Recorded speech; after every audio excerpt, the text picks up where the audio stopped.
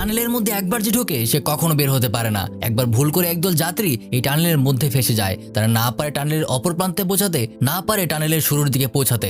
দুটোই যেন একবারে গায়েব হয়ে গেছে। তাদের সাথে শেষ পর্যন্ত কি হয়েছিল? তারা কি বের হতে পেরেছিল, নাকি সারা জীবন এখানে আটকে থেকেছিল? এর পেছনের রহস্যটাই বা কি? জানতে হলে ভিডিওটা দেখতে থাকুন। একদল যাত্রী তাদের গন্তব্যের উদ্দেশ্যে যাত্রা শুরু করেছে। হঠাৎ রেডিওতে জানানো হয় একটা অ্যাক্সিডেন্টের কারণে সামনের রাস্তা সাময়িকভাবে বন্ধ।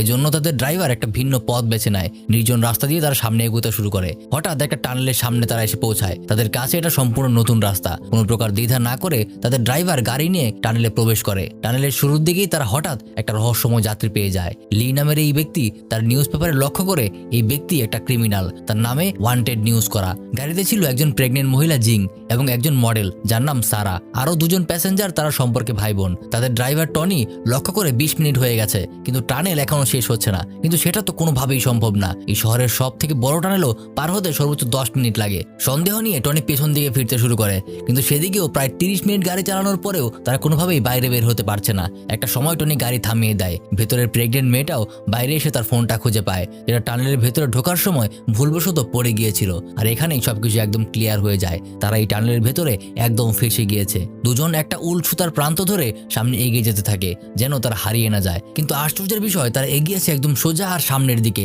কিন্তু কিভাবে যেন আবার তারা ঠিক পেছন দিকে একই জায়গায় পৌঁছে গিয়েছে।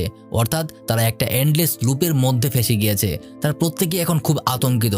নিজেদেরকে শান্ত করে কিছুটা খাবার দাবার সেরে কয়েকজন এখান থেকে বের হওয়ার উপায় খুঁজছে, আর কয়েকজন গাড়িতেই ঘুমিয়েছিল। ঘুম থেকে ওঠার পর দেখা যায় তাদের গাড়িতে অনেকটা ধুলো জমে গিয়েছে। বোঝা যায় এটা শুধুমাত্র এন্ডলেস লুপেই না, এখানে সময় অনেক দ্রুত গতিতে যায়। তারা তাদের খাবারগুলো চেক করে দেখে সেগুলো খুব দ্রুত নষ্ট হয়ে গিয়েছে। শুরুতে একজন অচেনা ব্যক্তি এই টানেলের সামনে থেকেই তাদের গাড়িতে উঠেছিল। তার নাম জানা যায়, সে হলো চ্যাং। হঠাৎ করে এই টানেলের সমস্ত লাইট নিভে যায়। কিছুক্ষণের মধ্যে অবশ্য ফিরেও আসে, কিন্তু এই সময়টাতেই তাদের একজন যাত্রী লি গায়েব হয়ে যায়। আর সেখানে দেখা যায় রক্তের দাগ, অর্থাৎ তার সাথে খারাপ কিছু একটা হয়েছে। তারা রক্তের দাগ বরাবর এগিয়ে গিয়ে দেখতে পায় সেই দাগ দেয়ালের একটা অংশে গিয়ে মিশে গিয়েছে। দেয়ালটা ছিল নরম, তাই খুব সহজেই সেটা ভেঙে যায়। ভেতরে একটা রহস্যময় রুম। দেখে মনে হচ্ছে বিশাল সময় যাবত সেই রুমটা বন্ধ। এই রুমের টানেল সম্পর্কিত বেশ কিছু নকশা দেওয়া আছে। তারা জানতে পারে এরকমই আরো 5টা টানেল আছে। এখান থেকে বের হতে গেলে তাদেরকে 6 নম্বর টানেল দিয়ে এগোতে হবে। খুঁজতে খুঁজতে সেখানেই একটা রাস্তা পাওয়া যায়। সেখান দিয়ে যাবার পর তারা ঠিক আবারও ওই টানেলে পৌঁছে যায়। টানেলটা একই, শুধুমাত্র টাইম জোনটা পরিবর্তিত হয়েছে। তাদের গাড়ি আর সমস্ত পরিবেশ পরিবর্তিত হয়ে গিয়েছে, কিন্তু ভেতরে খাবার ঠিকই আছে। আর এই খাবার নিয়েই তাদের সমস্যা তৈরি হয়। এদিকে টনি মানসিকভাবে ভারসাম্য হারাতে শুরু করেছে। সে তাদেরকে বন্দুক দেখিয়ে সবগুলি খাবার নিজে নেওয়ার চেষ্টা করে। শুরুর মতো এখানেও একটা রহস্যময় ছায়া টনিকে এসে মেরে ফেলে। ওয়াং খেয়াল করে বাসের নিচে একটা রাস্তা আছে।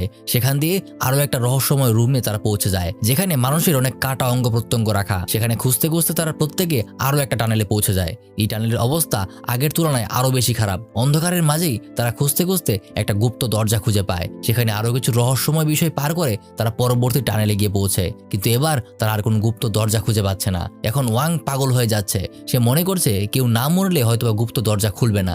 বলা যায় প্রত্যেকেই মানসিক ভারসাম্য হারিয়ে ফেলেছে, যার কারণে তারা নিজেরাই লড়াই করতে শুরু করে। এই ঘটনায় ওয়াং আর সেই ভাই বোনদের মধ্যে বোনটা এবং আরো একজন মারা যায়। বেঁচে গিয়েছে শুধুমাত্র সেই প্রেগনেন্ট মেয়েটা, সেই মেয়েটার ছোট ভাই চ্যাং এবং সারা। তারা পরবর্তীতে সেই টানেলের রাস্তাটা পেয়ে যায়। বোঝাই যাচ্ছে এই টানেলটা আরো বেশি রহস্যময়। এতক্ষণ ধরে প্রতিটা টানেলেই একজন করে মারা গিয়েছে।